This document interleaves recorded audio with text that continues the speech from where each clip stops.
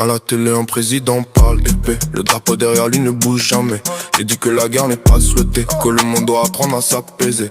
Émotions calmes, bien préparées. Liberté, ordre, sécurité. Ils disent défendre les droits et les lois. Les gendarmes du monde, voilà. Dans les salons, certains veulent croire aux promesses lancées dans le soir. Mais l'histoire garde une mémoire écrite plus fort que les discours noirs.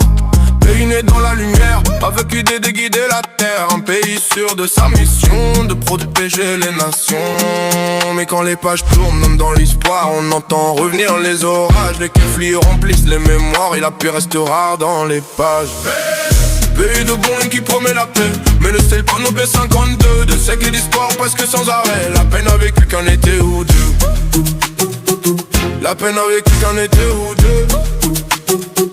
Je tombe sur un vieux livre poussiéreux, des siècles écrits sous mes yeux. Des batailles gravées dans les lignes, des guerres qui reviennent et s'alignent. Entre deux tempêtes dans les pages, quelques saisons sans orage. Comme une pause dans la mer avant que revienne le tonnerre. Dans le ciel noir, un géant d'acier, le B-52 vient passer. Sous ses ailes dorment les éclairs, les tempêtes enfermées dans le fer.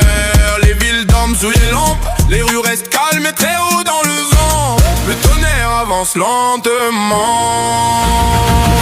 Veille de bombe qui promet la paix, mais le ciel qu'on au B-52. Deux siècles d'histoire presque sans arrêt. La peine a vécu qu'un été ou deux. La peine a vécu qu'un été ou deux.